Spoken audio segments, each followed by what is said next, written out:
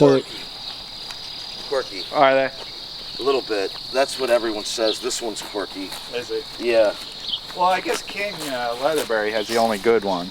Yeah. You know, Ben's yeah. cat. Yeah. I'm not a big fan of the Stormcat line. Yeah. Generally. Right. They don't. I don't think they stay quite as sound. Yeah. You know, right. Generally speaking. didn't train well. What is that? He was not wanting to train when I first got him. I think he was sour. And so we got him going. Then he went to the farm for a little while. And when he came back, he started to want to train. When you say sour, what is that? What does that mean? That means mentally, you know, just kind of burned out and maybe a little unhappy and not enjoying his job, and then not wanting to train. And we had a like horse stopping on the track. We had a horse just like that got really sour a few years ago, and he would, like in a race, he would be fine until there was any kind of adversity, and then he'd just completely pack it in, and he was done. And it was so frustrating because we dropped him, way to the bottom, and he was running against horses that he should have been able to beat backwards. Yeah. And the second something went wrong, he was done. And same thing, we just gave him some time, and then when he came back, he was fine. Yeah. He wasn't what he had been, but he could race again. That's kind of a similar story. Yeah. And he actually tries pretty hard in his races. Does he? Yeah, like he fights pretty hard. Mm-hmm. Is this your horse too? Or? No, that's another trainer's horse. And this is the pen they hold them in? Yeah, this is the round pen. And this is mine. And it's good because they can roll around in the sand. And I usually turn them out before they train, so they can kind of get the edge off them and not, they're cramped up in the stalls a lot at the racetrack. They have to be. So the more you get them outside, the better. The closer to nature, the better, right? Right. That's why this is good back here because we have the grass and nice. room for the pens. Yeah. And he seems to be enjoying it. oh, they love this. They live for this. Right. It's like their favorite part of the day.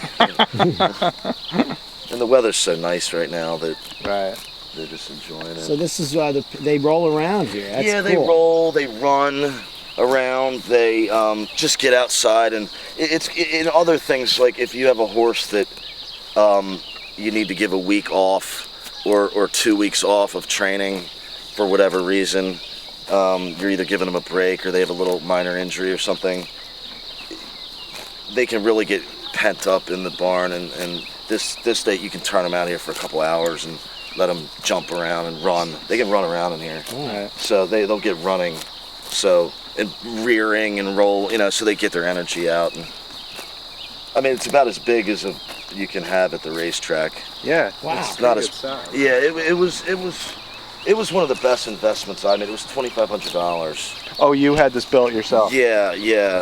And they brought it down and put it up for $2,500. So if you figure 10 years, that's $250 a year. Yeah. That's less than $1 a day. It's like we use it. All every the time. horse, Yeah. So there he is, gobbling. He can't be distracted, or he can.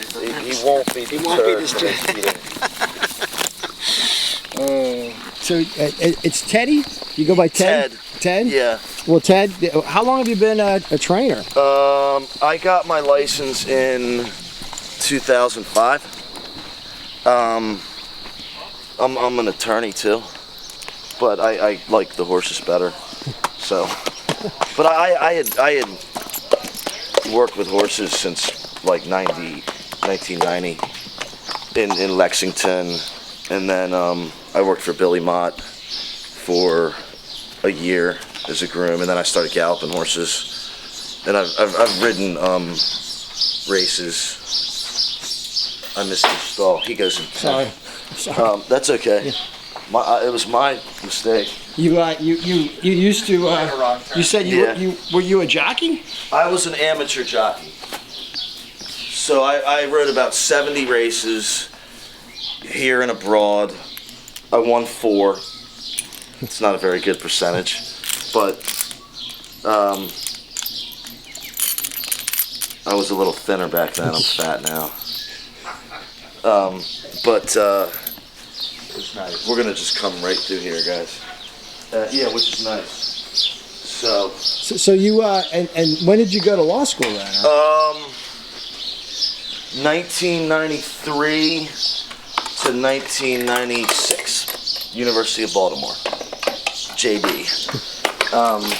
And then I kind of, I still did horses all through that. Like I galloped horses at Pimlico, and then let's see, then about like 98, I just kind of had to quit the horses and do the law, you know, full time because it was just getting too tough to do both.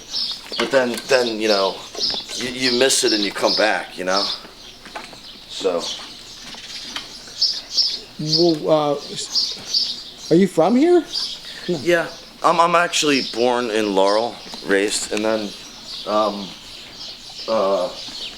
but I've lived in Baltimore for like since law school. Sure, but you're from Maryland. Yeah, Maryland. You went to high school here? Or? Yes, McDonough, Okay.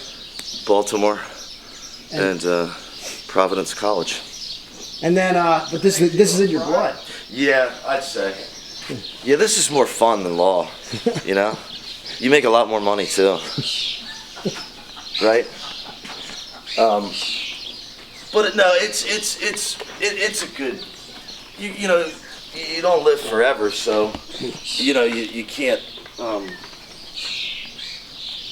wake up when you're 60 and start trying to train horses. I mean, I guess you could, but be a little late. I bet you didn't use a mounting block when you were a jockey. No, this is for fat boys.